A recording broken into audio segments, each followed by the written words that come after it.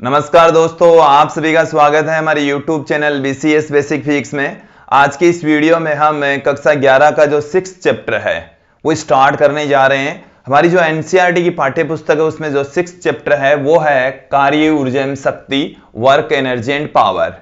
इस चैप्टर में हम सर्वप्रथम कार्य के बारे में संपूर्ण जानकारी लेंगे, फिर उसके बाद में ऊर्जा की जो बेसिक्स ऊर्जाएं हैं, यांत्रिकी में प्रयुक्त होने वाली ऊर्जाएं हैं वो यहाँ पर देखेंगे।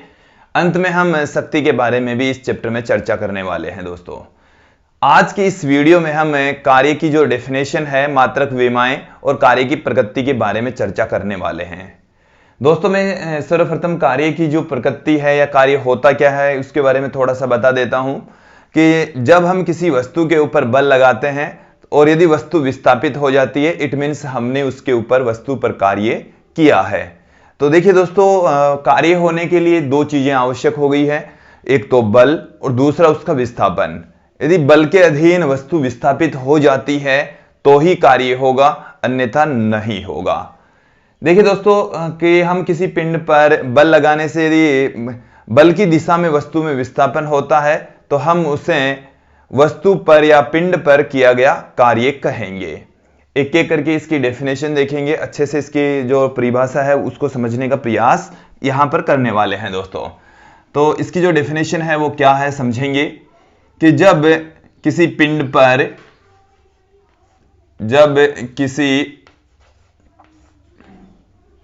पर बल लगाया जाता है,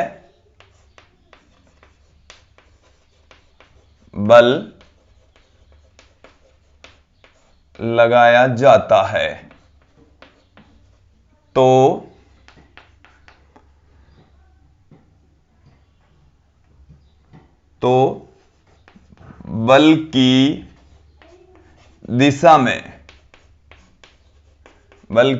में पिंड या जो वस्तु है, पिंड विस्थापित हो जाए तो उसे पिंड पर किया गया कार्य कहते हैं। पिंड पर किया गया कार्य कहेंगे। दोस्तों, तो देखिए दोस्तों, इसको हम इस तरीके से भी कह सकते हैं कि जब हम किसी वस्तु पर बल लगाते हैं तो वस्तु का विस्थापन हो जाता है, तो जो वस्तु है उस पर लगाए गए बल तथा उसके विस्थापन का जो अदिश गुणनफल होता है उसको हम कार्य कहते हैं। एक बार फिर से समझ लेंगे कि इसको हम मैथमेटिकल रूप में किस प्रकार से व्यक्त करते हैं कि वस्तु पर लगाए गए बल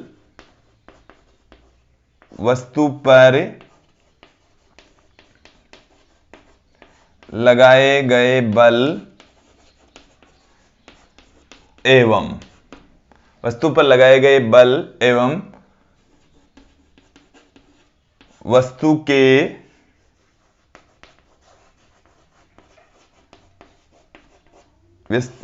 विस्थापन के अदिश गुणनफल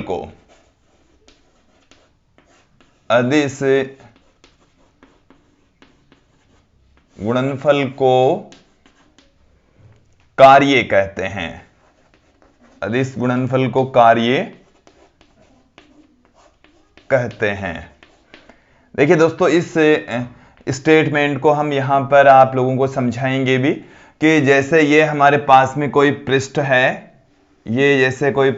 इसके ऊपर हमने कोई वस्तु रख दी है।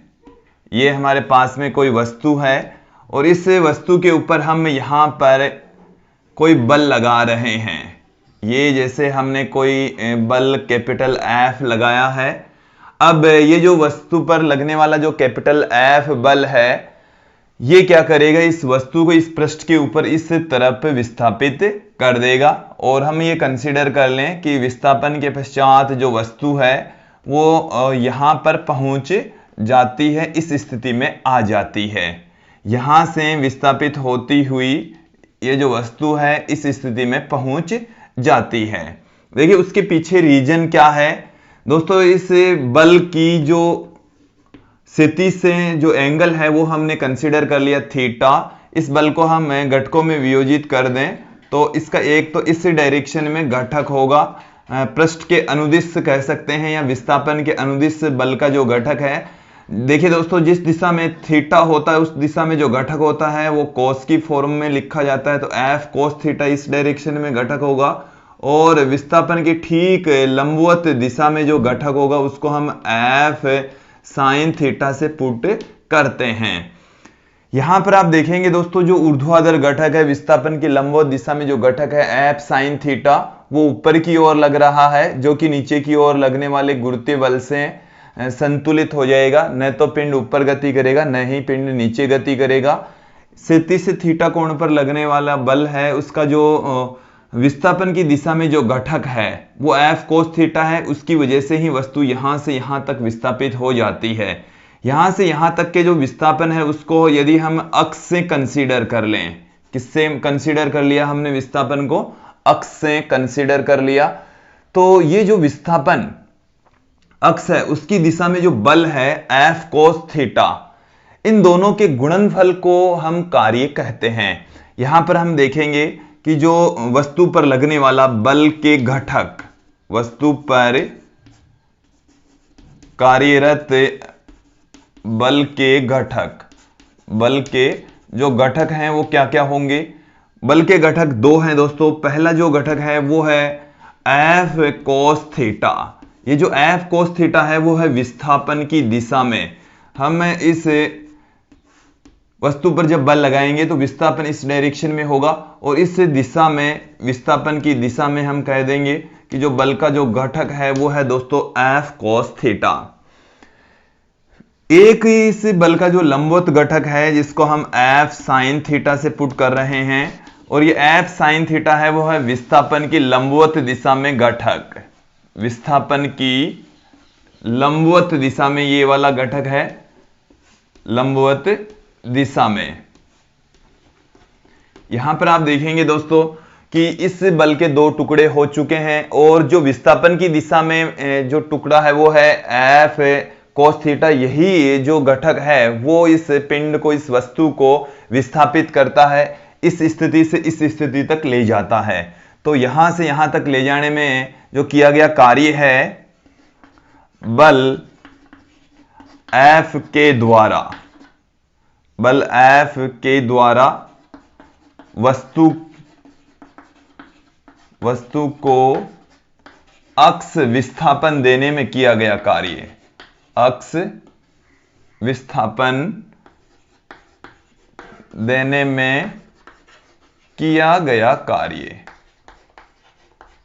किया गया कार्य। तो इस कार्य को आप समझ लेंगे। यहां पर जो कार्य है उसको हम W से पुट कर दें। विस्थापन की दिशा में जो बल है वो है दोस्तों एफ कोस थीटा, और जो विस्थापन हमने दिया है वो है अक्ष।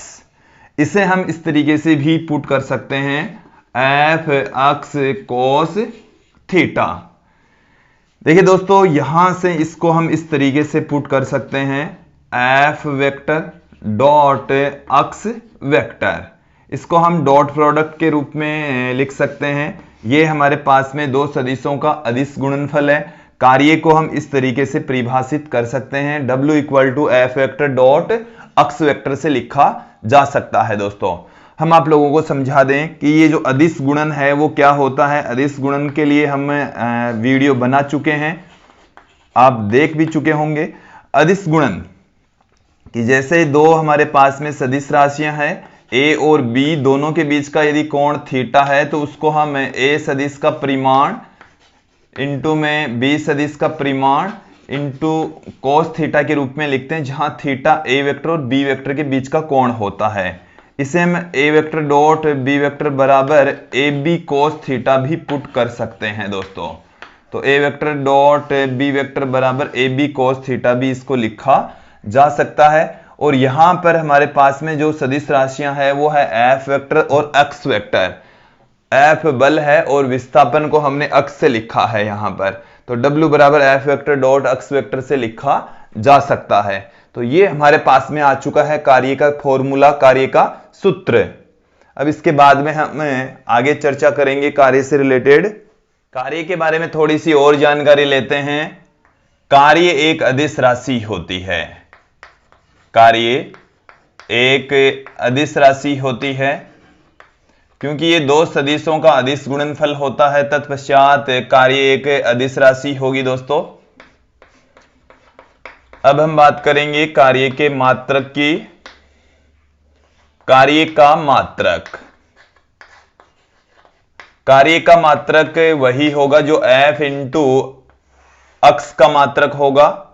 तो W का मात्रक बराबर होगा f इंटू अक्ष का मात्रक। f इंटू अक्ष का मात्रक और W का मात्रक सेम होना है दोस्तों। यहां से हम जो f है इसका मात्रक जानते हैं, न्यूटन होता है, और अक्ष है उसका मात्रक होता है मीटर। तो न्यूटन इंटू मीटर इसका मात्रक होता है, जिसे हम जूल कहेंगे दोस्तों। इसे जूल कहा जाता है। जैसे पुट करेंगे तो जो W है उसका मात्रक हमारे पास में आ गया है दोस्तों, जूल। कार्य का मात्रक जूल होता है। अब हम इस 1 जूल को यहां पर परिभाषित करते हैं। ये जो 1 जूल है दोस्तों, उसको हम पुट कर सकते हैं 1 न्यूटन इंटू मीटर के इक्वल। तो यदि किसी पिंड पर 1 न्यूटन का बल लगाने से वस्तु 1 मीटर विस्थापित हो जाती है तो उस वस्तु पर किया गया कार्य 1 जूल होगा। तो यहां से आप देख लेंगे दोस्तों 1 जूल की जो डेफिनेशन है वो क्या निकल कर आ रही है आपके सामने, कि यदि किसी वस्तु पर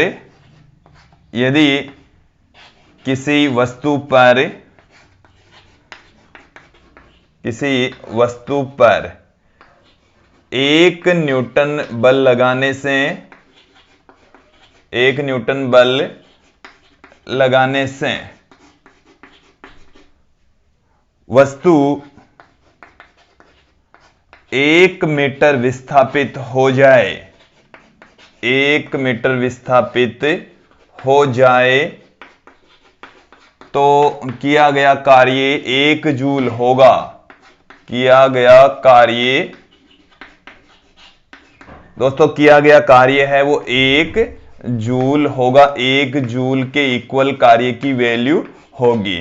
तो इस तरीके से हम 1 जूल को डिफाइन कर सकते हैं कि यदि 1 न्यूटन का बल लगाने से वस्तु में यदि 1 मीटर का विस्थापन उत्पन्न होता है तो उस कार्य को हम 1 जूल कहेंगे।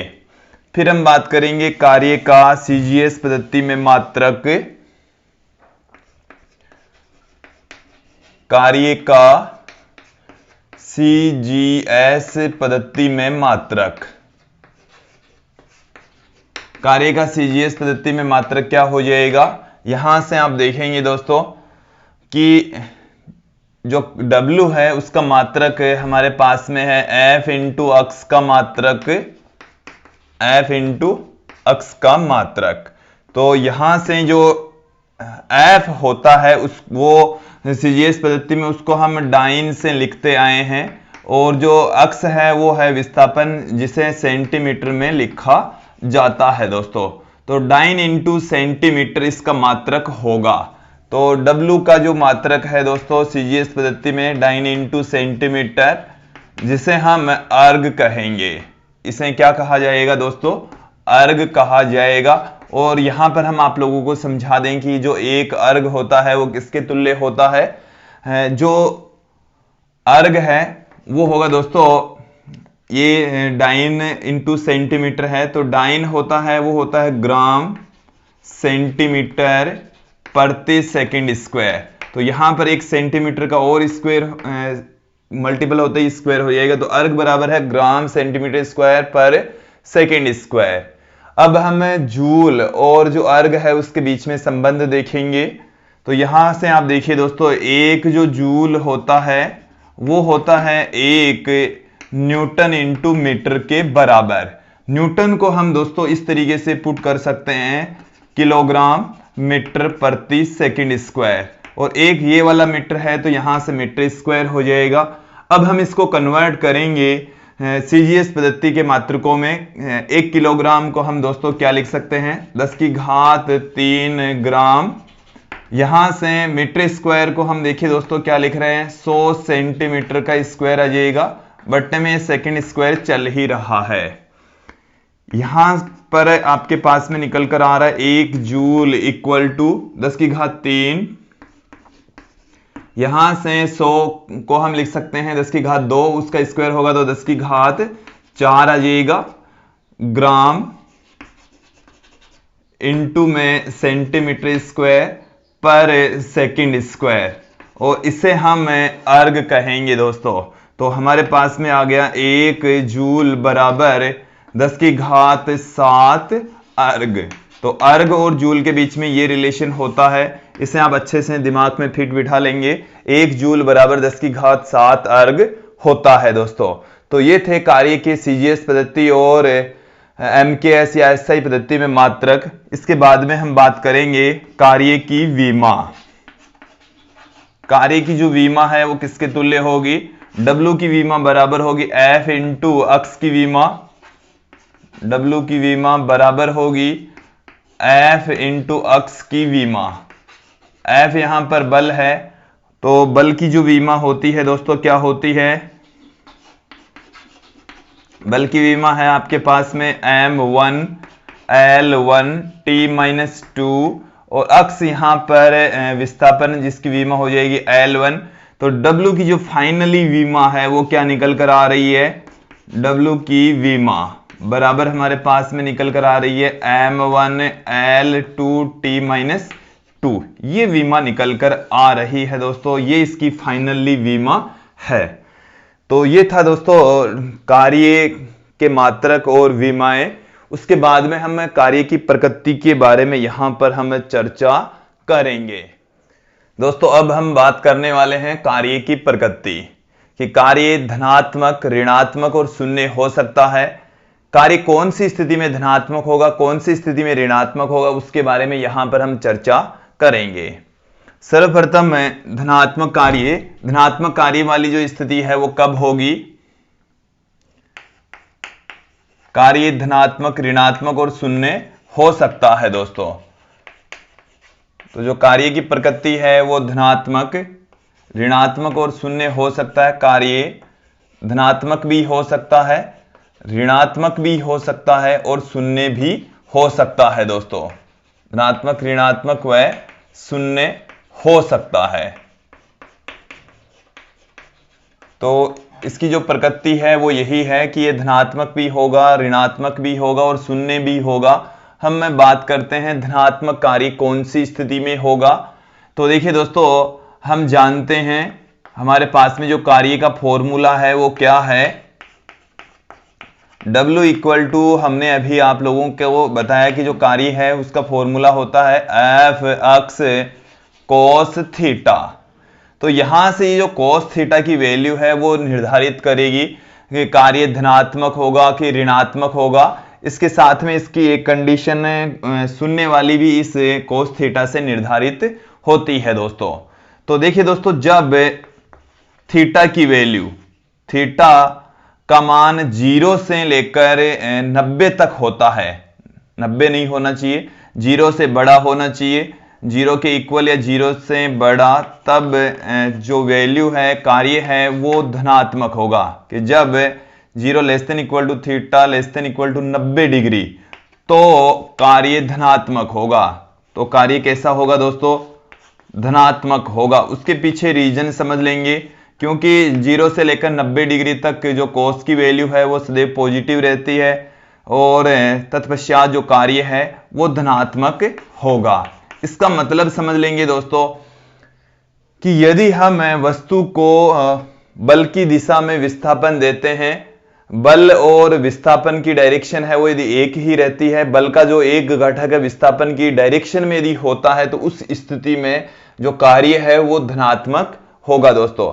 एक बार मेरी बात फिर से सुन लीजिए कि यदि हम वस्तु पर लगा रहे हैं, जो बल है उसका जो एक घटक है वो यदि विस्थापन की दिशा में आ जाता है, विस्थापन की दिशा में यदि होता है, तो उस स्थिति में जो कार्य है वो धनात्मक होगा। इसके कुछ एग्जांपल्स यहां पर आप समझ लेंगे कि देखिए दोस्तों, जैसे मान लीजिए कि मैं आपको इनके एग्जांपल्स यहां पर समझाने के प्रयास ही कर रहा हूं। अभी हमने कार्य की जो डेफिनेशन है उसमें एक एग्जांपल लिया कि ये हमारे पास में कोई वस्तु है, इसको हमने इधर किसी बल ऐप से इसको खींचा, तो यहाँ पर ये जो थीटा की वैल्यू है वो 90 से कम ही है। तत्पश्चात यहाँ पर जो कार्य होगा वो धनात्मक होगा, जो W है वो धनात्मक होगा। इसके साथ में यदि कोई वस्तु को हम नीचे से ऊपर उठा रहे हैं, यहाँ पर कोई वस्तु है और इस वस्तु को यदि हम यहाँ से उठाकर यहाँ पर ले आए, प्रारंभिक स्थिति ये है, अंतिम स्थिति ये है, तो गुरुत्वाकर्षण बल तो लग रहा है नीचे की ओर, हम यहां से यहां तक ले आए तो विस्थापन हमने ऊपर की ओर दिया, हमने बल भी ऊपर की ओर लगाया, तब इस वस्तु पर किया गया, हमारे द्वारा किया गया कार्य धनात्मक होगा। इसके साथ में जैसे हम किसी वस्तु को धक्का मारते हैं, यहां से जैसे हम इस वस्तु को धक्का मार रहे हैं तो वस्तु इस दिशा में विस्थापित होगी, बल भी हम उसी दिशा में लगा रहे हैं, तो कार्य है वो धनात्मक होगा। हमारे द्वारा किया गया जो कार्य है वो दोस्तों धनात्मक होगा। तो जब किसी वस्तु पर लगने वाले बल तथा उसके विस्थापन के बीच का जो कोण है वो 0 से 90 के बीच में होता है, 0 के इक्वल भी हो सकता है और 90 तक होता है, तो दोस्तों जो कार्य है वो धनात्मक होगा, पॉजिटिव वर्क डन होगा। फिर उसके बाद में हम इसकी दूसरी कंडीशन की ओर चलते हैं। सेकेंड जो कंडीशन है वो है ऋणात्मक कार्य। नेगेटिव वर्क डन कब होगा?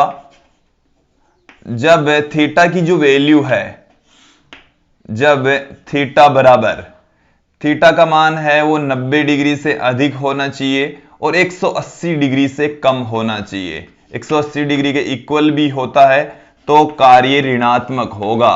कार्य ऋणात्मक होगा क्योंकि 90 डिग्री से लेकर 180 डिग्री तक, 90 डिग्री से अधिक और 180 डिग्री तक जो कोस थीटा है वो ऋणात्मक होता है, तत्पश्चात जो कार्य है वो भी ऋणात्मक होगा दोस्तों। तो इस कंडीशन में ही कार्य ऋणात्मक होता है जब थीटा की वैल्यू 90 से अधिक और 180 तक होती है, तो कार्य ऋणात्मक होता है दोस्तों। जैसे हम बात करें कि हम एग्जाम्पल हम आपके सामने रख रहे हैं दोस्तों, यहां से एक पिंड है, इसको हम धक्का मार रहे हैं और यदि इसको इधर इस तरफ लगा रहे हैं हम, तो देखिए दोस्तों इसका विस्थापन इस डायरेक्शन में होता है, घर्षण बल इसके ऊपर इधर लगता है, तो इस पर घर्षण बल द्वारा किया गया जो कार्य है वो नेगेटिव में होगा। एक बार फिर से समझ लेंगे कि हमने इस वस्तु पर बल लगाया इधर, तो हमारे द्वारा किया गया कार्य तो धनात्मक होता है, बट जब वस्तु इधर विस्थापित होती है तो इस पर घर्षण बल अपोजिट डायरेक्शन में लगता है। अक्स और एफ एस दोनों एक दूसरे की अपोजिट डायरेक्शन में होते हैं, तत्पश्चात जो कार्य है वो ऋणात्मक होगा क्योंकि इनकी डायरेक्शन है एक दूसरे के अपोजिट। थीटा की जो वैल्यू है वो 180 डिग्री होती है, तत्पश्चात जो कार्य है वो ऋणात्मक होगा दोस्तों। अब जैसे हम यहां से पृथ्वी की सतह से किसी वस्तु को कुछ ऊंचाई तक उठाकर ले जाएं, यदि कुछ ऊंचाई तक उठाकर ले जाएंगे, यहां से यहां तक इसको हमने विस्थापन दिया, तो विस्थापन यदि धनात्मक है तो इस पर लगने वाला, वस्तु पर लगने वाला जो बल है, गुरुत्वीय बल की यदि हम बात करें तो वो नीचे की ओर लगेगा, दोनों की डायरेक्शन एक दूसरे के अपोजिट होगी। तत्पश्चात हम कह सकते हैं कि यदि किसी वस्तु को नीचे से उठाकर ऊपर ले जाएं तो गुरुत्वाकर्षण बल द्वारा जो किया गया कार्य है वो ऋणात्मक होगा। एक बार फिर से समझ लेंगे कि वस्तु को नीचे से यदि हम उठाकर ऊपर ले जाएं तो विस्थापन ऊपर की ओर, बल नीचे की ओर, दोनों की डायरेक्शन एक दूसरे के अपोजिट। तत्पश्चात गुरुत्वीय बल द्वारा जो किया गया कार्य है वो दोस्तों ऋणात्मक होगा। तो जब बल और विस्थापन की डायरेक्शन एक दूसरे के अपोजिट होती है तो उस कंडीशन में जो कार्य होता है दोस्तों वो ऋणात्मक होता है, नेगेटिव वर्क डन होता है। फिर उसके बाद में हम इसकी अंतिम जो स्थिति है वो देखते हैं यहां पर, शून्य कार्य। शून्य कार्य होने का मतलब क्या है? शून्य कार्य की स्थिति भी दोस्तों 3 भागों में बटी हुई है। शून्य कार्य कब हो सकता है? कार्य का हमारे पास में फॉर्मूला है एफ अक्स कोस थीटा। तो यहां पर देखिए दोस्तों, यदि एफ शून्य हो, यदि क्या शून्य हो, एफ बराबर 0, तो यदि किसी वस्तु पर बल ही नहीं लगाया जा रहा तो उस पर किया गया कार्य है वो शून्य होता है। कई बार वस्तु में विस्थापन तो होता है बट बल नहीं लगता, उस कंडीशन में जो किया गया कार्य है वो शून्य होता है। जैसे त्रिविम में, अंतरिक्ष में जो पिंड हैं बहुत ही दूर आकाश में गति कर रहे हैं, उन पर किसी प्रकार के विद्युत, चुंबकीय और गुरुत्वीय बल नहीं लगते हैं, तो उस कंडीशन में बल का मान तो शून्य हो जाएगा, लेकिन वो एक नियत वेग से गति कर रहे हैं तो उनका विस्थापन तो हो रहा है लेकिन बल नहीं लगता, तो उस स्थिति में जो कार्य है दोस्तों वो शून्य होगा। एक बार इस स्थिति को फिर से समझ लेंगे कि ब्रह्मांड में सभी पिंडों से दूर कोई पिंड गति कर रहा है एक समान वेग से, तो उसका मतलब है कि उस पर कोई अन्य बल काम नहीं करता, और यदि एक समान वेग से गति कर रहा है तो उस पर कोई बल काम भी नहीं करता। तो उस स्थिति में बल शून्य हो जाएगा, लेकिन विस्थापन है वो उसका कुछ ना कुछ अवश्य होगा, तो कार्य भी शून्य होगा। बल शून्य होने की स्थिति में जो कार्य है वो दोस्तों शून्य होगा। यदि F बराबर 0 तो W बराबर भी क्या होगा, 0 होगा। फिर देखिए दोस्तों दूसरी वाली कंडीशन क्या है कि यदि अक्स बराबर 0, विस्थापन कितना हो दोस्तों, शून्य हो, तो W की वैल्यू फिर से कितनी आएगी, 0 होगी। जैसे हम इस दीवार के धक्का लगाएं तो धक्का लगाने पर हम बल तो लगा रहे हैं दोस्तों, बट इस दीवार में कोई विस्थापन नहीं होता, तत्पश्चात विस्थापन न होने की वजह से जो कार्य है फिर से कितना हो जाएगा, शून्य हो जाएगा। कई बार है जो वस्तु विस्थापित भी होती है, लेकिन जैसे ही हम बल हटा लेते हैं तो वापस वस्तु अपनी पूर्वावस्था में लौट आती है, तो उसमें जो किया गया कुल कार्य है वो शून्य होता है दोस्तों। तो हम यहां पर देखेंगे कि यदि विस्थापन शून्य होता है किसी भी स्थिति में तो कार्य भी शून्य होगा। थर्ड जो कंडीशन है दोस्तों क्या है हमारे पास में कि यदि थीटा बराबर 90 डिग्री, तो थीटा बराबर 90 डिग्री होगा तो कोस थीटा बराबर कोस 90, और कोस 90 की वैल्यू है वो दोस्तों शून्य होती है, तो जो कार्य है दोस्तों W वो भी शून्य होगा। तो ये हमारे पास में कार्य शून्य होने की तीसरी स्थिति कि जब थीटा का मान 90 डिग्री होता है तो कार्य शून्य होता है दोस्तों। इसके लिए कुछ एग्जांपल्स हम आप लोगों के सामने रख रहे हैं। जैसे कोई व्यक्ति है और कोई व्यक्ति अपने सिर पर इस तरीके से कोई वेट लेकर जा रहा है, वो यहां से इधर जा रहा है, उसका विस्थापन इस डायरेक्शन में, और इस पर लगने वाला यदि गुरुत्वीय बल की बात करें तो वो होता है नीचे की ओर, गुरुत्वीय बल नीचे की ओर काम करेगा, विस्थापन इधर लग रहा है। यदि कोई व्यक्ति अपने सिर पर कोई बोझा ढोकर लेकर जा रहा है तो उस का जो विस्थापन है वो इस डायरेक्शन में होगा, गुरुत्वीय बल नीचे की ओर होगा, दोनों के बीच का एंगल 90 डिग्री, और जब कोण दोनों के बीच में बल और विस्थापन के बीच का कोण 90 डिग्री होता है तो कार्य की वैल्यू शून्य हो जाती है। तो हम यहाँ पर इस एग्जाम्पल के तहत बता सकते हैं कि जब कोई व्यक्ति या कूली अपने सिर पर जो सामान लादकर पटरियों पर चल रहा है या क्षितिज में पृथ्वी के पृष्ठ के अनुदिश चलता है तो गुरुत्वाकर्षण बल द्वारा जो किया गया कार्य है वो शून्य होगा, क्योंकि विस्थापन और बल के बीच का जो एंगल होता है वो 90 डिग्री होता है दोस्तों। तो ये थी कार्य की प्रकृति। दोस्तों इस वीडियो में हमने बल की परिभाषा, उसके मात्रक विभवों के साथ में कार्य की प्रकृति के बारे में चर्चा की है, और मुझे उम्मीद है आप लोगों को ये वीडियो अच्छे से समझ में आया होगा। धन्यवाद दोस्तों।